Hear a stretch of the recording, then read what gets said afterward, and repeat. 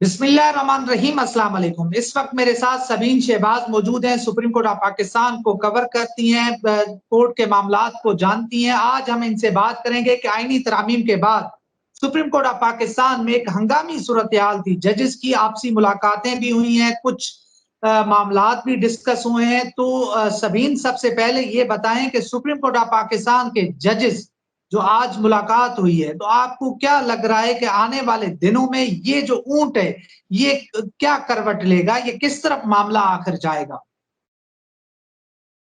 बहुत शुक्रिया अजीज।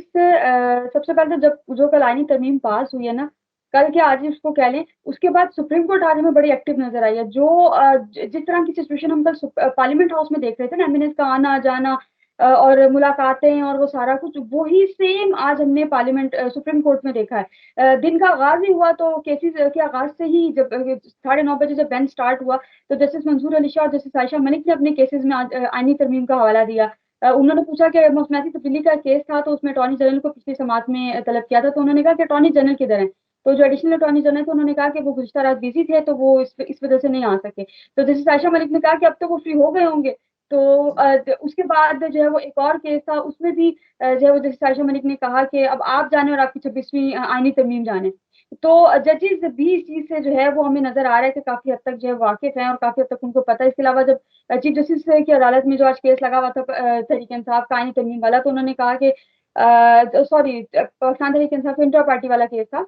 तो उस पर जब समाज बिल्कुल एंड पे थी, क्योंकि जो हामिद खान की जानिब से चीफ जस्टिस पे एतराज उठाया गया था, तो उन्होंने कहा कि जी। आप ये मामला जो है ये आप आईनी बेंच पे ट्रांसफर कर दें। तो वो दरखास्त तो मुस्तरद हो गई, लेकिन जो अली जफर उनकी जानिब से बिल्कुल एंड पे कहा गया, कहते हैं कि ये जो केस है ये अब आप नहीं सुन सकते, क्योंकि अब जो है ये 26वीं आनी तरमीम हो चुकी है। तो इसके जो गैर हकमी गैर सरकारी नताइज पहले वो आना शुरू हो चुका है। तो आज चाय के वक्फे पे, क्योंकि 11 से 11:30 तक जो ब्रेक होती है, तो वक्फे में ये पता खबर आई है कि जी जजेस की मुलाकात हुई है। जस्टिस याया अफरीदी, जस्टिस मुनीब अख्तर और जस्टिस मंसूर अली शाह, इन तीनों की मुलाकात हुई है। और मुलाकात में ये जाहिर है एक टॉपिक चल रहा है, क्योंकि यही हॉट टॉपिक इन दिनों का है कि चीफ जस्टिस अगला चीफ जस्टिस कौन होगा। तो जब ये डिस्कशन हुई और उस पर फिर 26वीं आनी तरमीम भी डिस्कस हुई, तो फिर ये बात डिस्कस हुई कि अब क्योंकि सीनियरिटी की बेस पर नहीं, अब 3 जो कमेटी बैठेगी और वो फिर 3 जो सीनियर मोस्ट जज है उनके नाम जो है वो आगे वज़ीर-ए-आज़म को भिजवाएगी और उसके फाइनलाइज करके वज़ीर-ए-आज़म को भिजवाएगी और फिर वज़ीर-ए-आज़म उसमें शॉर्ट लिस्ट करेंगे। वो इस तरह का उन्होंने प्रोसेस जो है वो सारा जो तरमीम में था वो समझाया। तो ये जस्टिस याया अफरीदी ने उस पे कहा कि अब मतलब एज पर सोच ये बताया जा रहा है कि जस्टिस याया अफरीदी, अगर ऐसा होता है कि उनका नोटिफिकेशन किया जाता है, तो जस्टिस याया अफरीदी ऑफर कबूल नहीं करेंगे। वो ये कहेंगे कि चूंकि मेरे से सीनियर मोस्ट जज। अच्छा, ये आप बड़ी खबर दे रही हैं कि याहिया आफरीदी साहब जो है, अगर उनको ऑफर की जाती है, अगर उनका नाम किया इस जाता चीफ जस्टिस ऑफ पाकिस्तान के लिए, तो उन्होंने अभी तक जो यानी कि खबरें आ रही हैं कि उन्होंने इनकार कर दिया है। है। हो सकता है, मुमकिन है इनकार कर दिया हो। उन्होंने इनफेक्ट कह दिया है कि अगर मेरा नोटिफिकेशन होता तो मैं ये चीज एक्सेप्ट नहीं करूंगा। जाहिर है आपसे एक सीनियर जज हैं, तो उनके होते हुए आप कैसे कबूल कर सकते हैं कि आप चीफ जस्टिस हैं। तो अगर नोटिफिकेशन उनका किया जाता है, जो कि पार्लिमानी कमेटी बन चुकी है, कल उसका पहला इजलास है 12 बजे। अगर वो पार्लिमानी कमेटी जो बनती अगर पार्लिमानी कमेटी के इजलास में जस्टिस याया अफरीदी के नाम पर इत्तफाक होता है और टॉप लिस्ट यही रहते हैं, तो अगर वो 2/3 जस्टिस याया अफरीदी को मिलती है, तो वेरी ऑब्वियस नोटिफिकेशन ही नहीं का होगा। और अगर नोटिफिकेशन जस्टिस याया अफरीदी का होता है, तो मुमकिन है कि जस्टिस याया अफरीदी जो है वो ऑफर ही कबूल ना करे, वो कहें कि मैं नहीं बन रहा क्योंकि मुझसे सीनियर जज मौजूद हैं। तो फिर हो सकता है कि अगर जस्टिस याया अफरीदी इनकार करें, तो फिर जस्टिस मंसूर अली शाह को नोटिफिकेशन जो है वो हुकूमत को मजबूरन जारी करना पड़े। लेकिन हमने आनी तरमीम के मामले पे देखा कि तकरीबन हर बंदे की जुबान पे सिर्फ एक लफ्ज था कि जस्टिस मंसूर अली शाह अगला चीफ जस्टिस नहीं होगा। सबकी जुबान पे, चाहे वो हुकूमत के हों चाहे बिल्कुल। वो अपोजिशन के हों, सब आ रहे थे और सब ये बात कर रहे थे कि अगला चीफ जस्टिस होगा। लेकिन एक चीज उसको कह लें, वकीलों की जानिब से बड़ा क्लियर, आज हामिद खान ने प्रेस कॉन्फ्रेंस की है सुप्रीम कोर्ट के बाहर, तो उन्होंने बड़ा क्लियर कहा है कि हम जस्टिस मंसूर अली शाह के अलावा किसी को चीफ जस्टिस एक्सेप्ट नहीं करेंगे। अगर जस्टिस मंसूर अली शाह के अलावा किसी और को नोटिफिकेशन होता है, तो वकला सड़कों पर आएंगे। तो अब अगर आपने एक अदालत का सरबरा लगाना है और उसको वकलाई उसके खिलाफ आएंगे, अगर आपने उसको लगाया तो हम सड़कों पर आएंगे। वो राजी हो या ना हो, लेकिन वकला ने कह दिया कि भाई हम सड़कों पर आने आएंगे अगर जस्टिस याया अफरीदी का नोटिफिकेशन हुआ कि जस्टिस मंसूर अली शाह के अलावा किसी और को नोटिफिकेशन किया गया। अच्छा, सभी में इसमें सबसे जो बड़ा मामला या संगीन जो मामला है उसमें ये है कि देखें, जो हामिद खान साहब हैं, वुकला आजकल एक पेज के ऊपर नहीं है। जो वुकला का बड़ा धड़ा है या जो बड़ा ग्रुप है वो जहांगीर जो अपना एक दूसरा ग्रुप है जिसको आजम नजीर, तारड़, एहसन भूम जो है वो उसको लीड कर रहे हैं। बिल्कुल ठीक है। और दूसरी तरफ अगर जजेस भी अपने हकूक के लिए या जजेस इस आईनी तरमीम के लिए निकलते नहीं है, कोई आवाज बुलंद नहीं करते, तो आपको क्या लगता है कि सिर्फ हामिद खान या उस जो है कुछ वुकला की तरफ से ये मोमेंटम बनाया जा सकता है कि उनकी बड़ी तहरीक चलाई जा सकती है? रीस बिल्कुल देखें, जस्टिस सॉरी हामिद खान का जो ग्रुप है वो बहुत ज्यादा स्ट्रांग है। अभी आपको याद होगा महीना भी शायद उस बात को नहीं है, वुकला तहरीक का ऐलान हुआ था, लाहौर में वुकला तहरीक हुई थी और उसमें किस कदर वुकला थे। इस्लामाबाद में 2-3 एहतजाज हुए हैं, उसमें एहसन भून का ग्रुप शामिल नहीं था, उसमें सिर्फ हामिद खान का ग्रुप था। वो कितना बड़ा एहतजाज था। तो अगर हामिद खान ने ऐलान किया, और आप हामिद खान को उससे रिलेट कर सकते हैं कि वो पाकिस्तान तहरीक इंसाफ के सेनेटर थे, तो जो लोग इमरान खान को सपोर्ट करते हैं, जो वुकला इमरान खान को सपोर्ट करते हैं, और वो निकलेंगे। हमने एहतजाजों पे भी देखा, हमने वैसे भी नॉर्मली देखा। और अभी अगर आपको याद हो, जब पाकिस्तान तहरीक इंसाफ का जलसा था इस्लामाबाद में, तो एक स्पेशल इन्होंने एक जो है वो बनाया था कि ये पाकिस्तान तहरीक इंसाफ के वुकला के लिए है। फिर बाद में वो उसमें वुकला आए नहीं, या शायद वहां पे सिक्योरिटी क्लियरेंस उनको नहीं मिली, तो वो चेंज उनको करना पड़ा। लेकिन ये है कि उन्होंने जो है ना वो वुकला के लिए एक स्पेशल क्या कहते हैं यार, जलसे जलसों में एक जगह अलॉट करते हैं ना स्पेशल, तो वुकला को वो बनाया गया था, लेकिन वो नहीं आ सके थे। खैर, दूसरा ये है कि एहतजाजों की अगर आप सूरत हाल देखें, तो जुमे को 2-3 जुमे हमने देखा कि एहतजाज होते रहे, तो उसमें वुकला की काफी बड़ी तादाद थी, और वो सिर्फ हामिद खान ग्रुप था, और उसमें हामिद खान खुद नहीं थे। हामिद खान का ग्रुप था सारा, और सारा भी नहीं था। हामिद खान हो तो वो ग्रुप कई ज्यादा होगा एज कम्पेयर, जब हामिद खान नहीं होंगे तो फिर हामिद खान साहब लोगों वुकला को निकालने में कामयाब हो जाते हैं, तो उसके साथ साथ फिर ये जो जजेस हैं जो इस आईनी तरामीम की वजह से उनको नुकसान पहुंचाए, वो मुतासिर हुए हैं, उनके हुकूक मुतासिर हुए हैं, मंसूर अली शाह साहब, मुनीब अख्तर साहब या बाकी आयशा मलिक साहिबा, शायद वहीद होंगे, बाकी जजेस भी हैं। तो क्या ये जजेस मुस्ताफी होकर सड़कों पर आएंगे? क्या आपको ऐसा कुछ आगे दिखाई दे रहा है?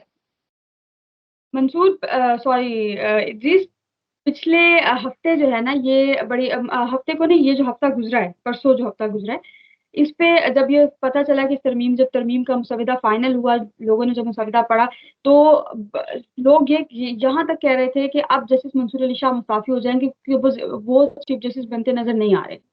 यहाँ तक चीजें जो है ना वो समझ आती। लेकिन अगर जस्टिस याया अफरीदी जो है वो बनते हैं, मेरे पास इनकी जो है ना वो लिस्ट वाइज है, मैं आपको वो भी बता देती हूँ, जो 5 सीनियर मोस्ट जजेस हैं, अगर जो है वो जस्टिस याया अफरीदी बनते हैं चीफ जस्टिस, तो डेफिनेटली जजेस के इस्तीफे आएंगे।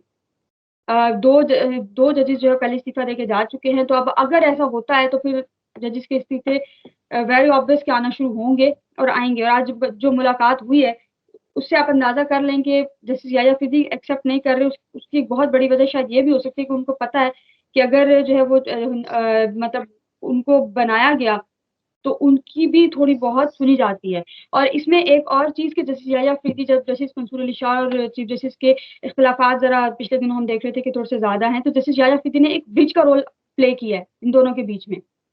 हाँ जी, बिल्कुल।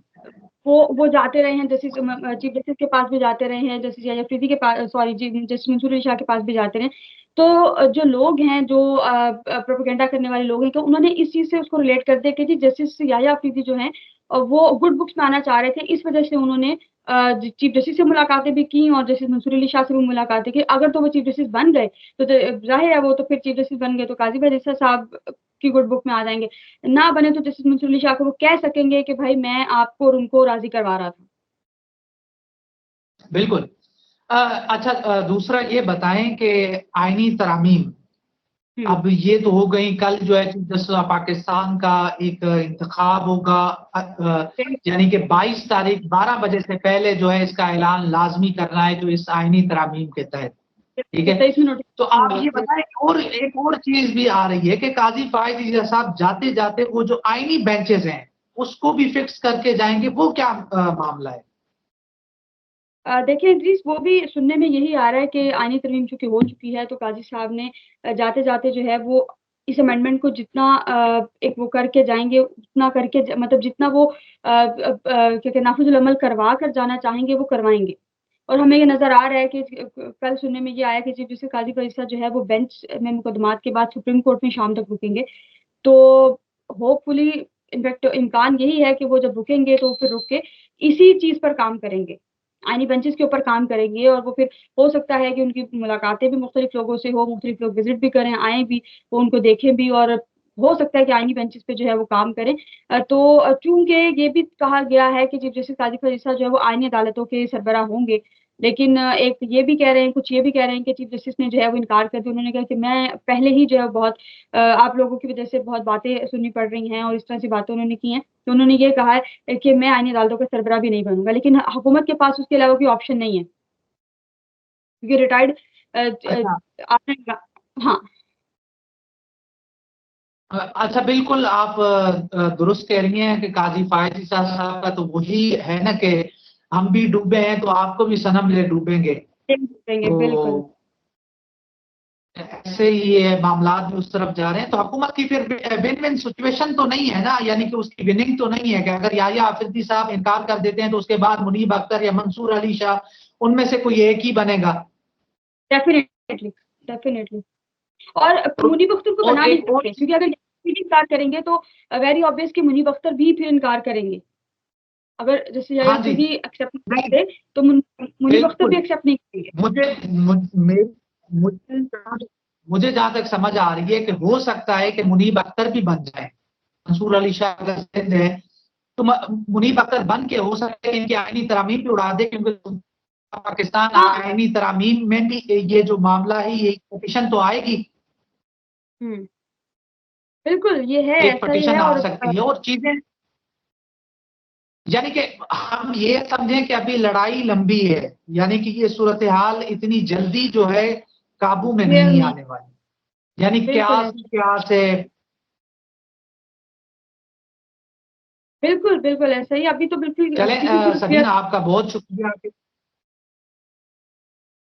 बिल्कुल, बहुत बहुत शुक्रिया सबीना, आपने हमें पूरी सूरत हाल से आगाह किया, जजेस की आज जो बैठक हुई उसके हवाले से भी आगाह किया और आगे जो कुछ हो रहा है उससे भी हमें आगाह किया। तो इंशाल्लाह आपसे वक्तन फवक्तन जो है बात करते रहेंगे। तो इंशाल्लाह मिलते हैं अगली वीडियो में, तब तक के लिए अल्लाह।